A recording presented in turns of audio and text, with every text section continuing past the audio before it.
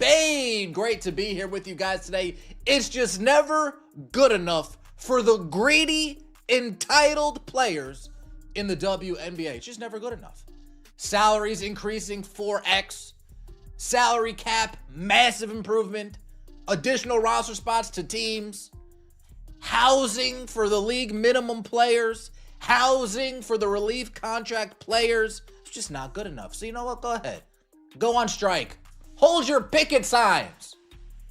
Sometimes you just need to deal with the consequences of your own actions.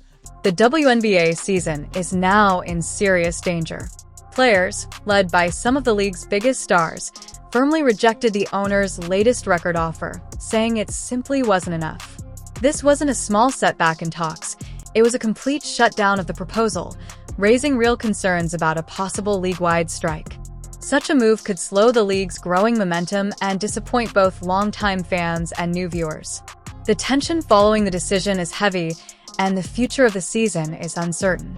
If no agreement is reached soon, this standoff could have lasting effects on the league's direction. You know what? Go ahead. Go on strike. Hold your picket signs. Sometimes you just need to deal with the consequences of your own actions. The owners, they're going to be billionaires whether there's a WNBA season or not. The players, well, they might not be millionaires. They might not even be 100,000aires if there's no WNBA season. From everything we've seen, the owners are doing their best to actually give them some leeway on these deals. Here, you want this? Fine, take some of that. Here, you want this? Here's a little bit more of that. But these players have non-negotiables. Team owners say they're confused by the players' reaction, especially since they believe they put a historic offer on the table. The proposal included a major pay raise, with the maximum salary rising from $800,000 to about $1.3 million. From the owner's view, this was a strong show of commitment and a serious financial step forward. They feel they already made big compromises, yet the players were not satisfied and continued to push for much more. As a result, the gap between both sides has grown even wider, showing how firm the players' union remains in its stance. Now, the big question is what is driving this deadlock, and who will suffer the most if the talks fall apart. Quoting Brandon Stewart. Non-negotiables. And what's that non-negotiable? 30% gross revenue. Before you guys get around to your expenses, yeah, I'm gonna need that.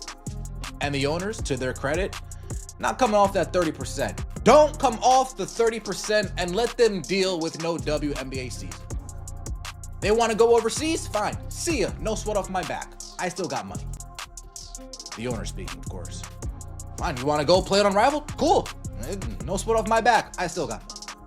You want to go play an Athletes Unlimited? Cool. No sweat off my back. Beyond pay raises, the owner's plan also focused on improving basic support for players. They proposed adding more roster spots to help with development and strengthen competition across teams. They also offered housing for players on minimum and relief contracts, a major benefit that would improve financial security and everyday living conditions. These were not minor adjustments, but meaningful upgrades meant to improve the overall player experience. Even with these changes, the players rejected the offer, saying it still fell short.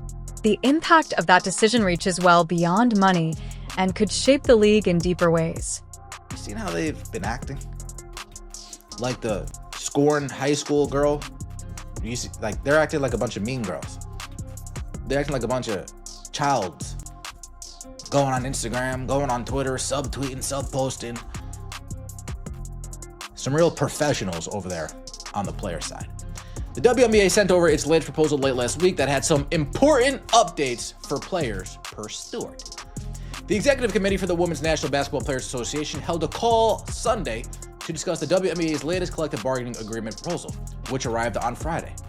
The EC wanted to really understand everyone's point of view.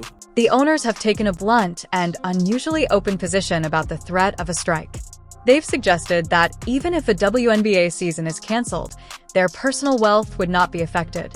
In contrast, many players depend heavily on the season for their income, and without it, some could face serious financial strain. This clear imbalance in financial security adds tension to the standoff and raises tough questions about the risks involved. The players are putting a lot on the line, and it remains unclear whether this strategy will pay off or lead to serious consequences for their careers. Minimum salary still making $250K. And the league is still paying for your apartment for the first 3 years. A minimum salary that you're still making nearly $250,000, the league is still paying for your housing. That. Moving along. Those players would receive a stipend plus money for each game appearance, but would be limited to a certain number of appearances.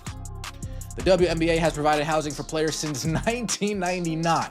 In the most recent CBA, teams were required to offer players a one-bedroom apartment or a stipend for. The main sticking point in these talks is the players' firm demand for 30% of the league's total revenue before expenses are deducted.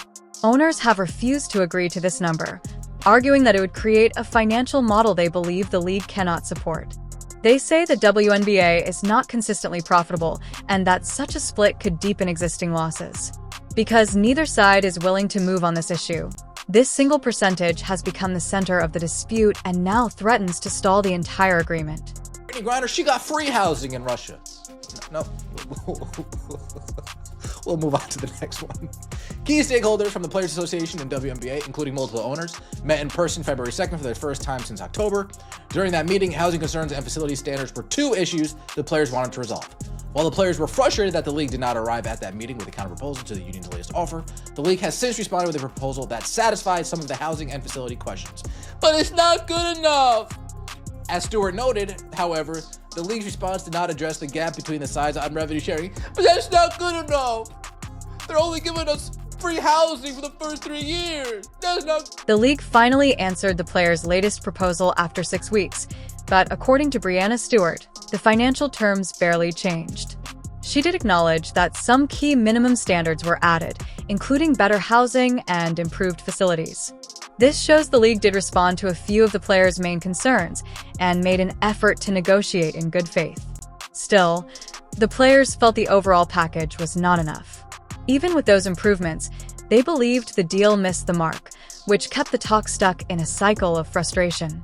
Proposed maximum salary. These girls are on angel dust.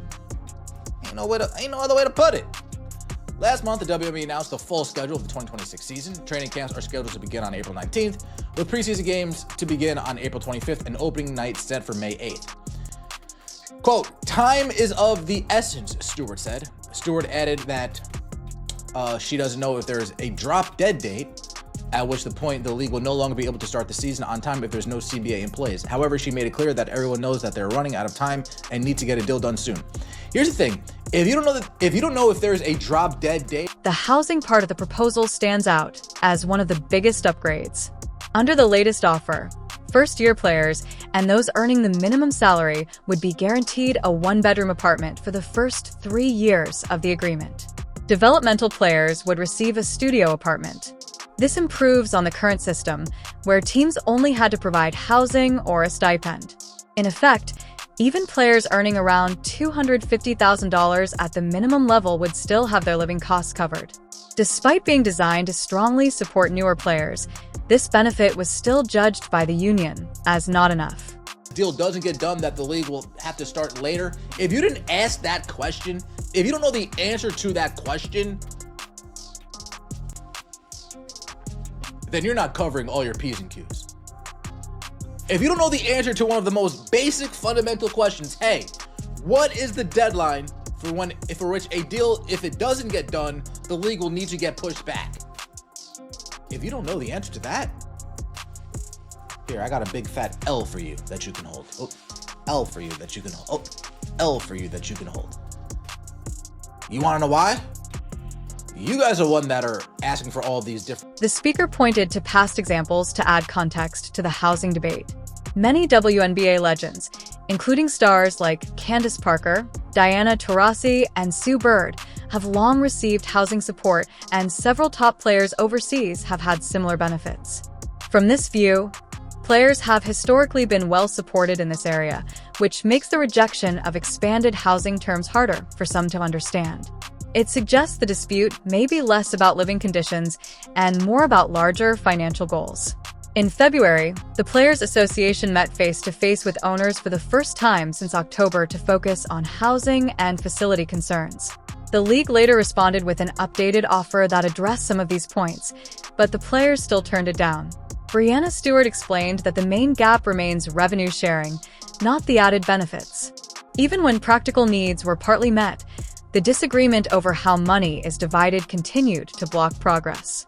The owners' early December proposal already included major salary increases.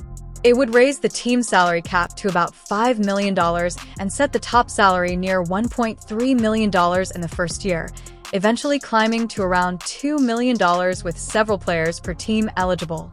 The minimum salary would begin near $230,000, and the average salary would reach roughly $530,000. These numbers represent a large jump in pay across the league, yet the players still said the offer fell short.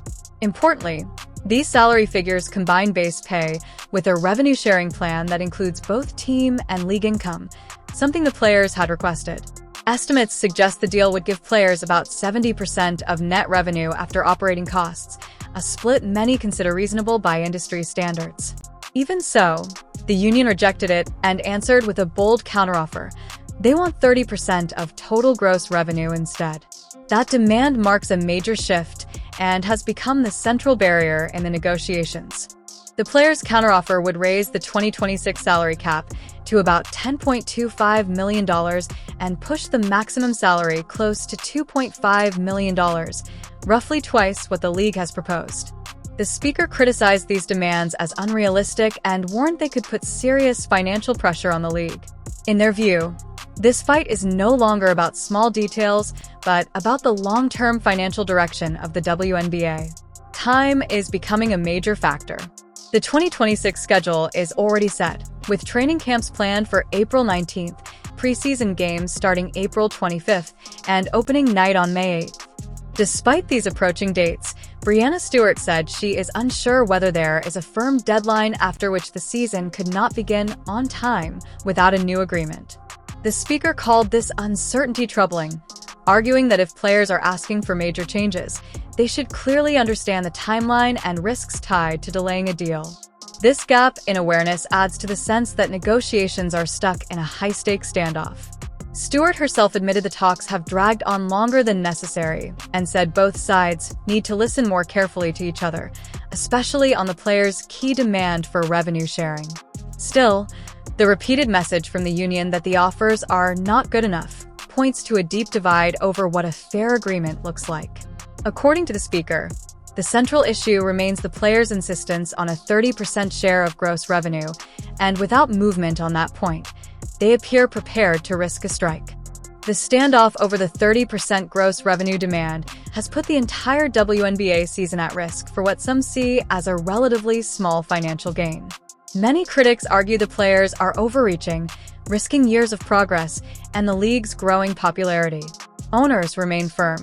If the players strike, the league could move forward without them, highlighting the huge gap in stakes. Owners' wealth is largely insulated, while players face lost seasons and career uncertainty. This imbalance has fueled perceptions that the players are being greedy or entitled, especially at a time when the league is gaining momentum with new talent and rising fan interest. The timing makes the dispute feel particularly damaging, threatening both the excitement around the league and its recent growth.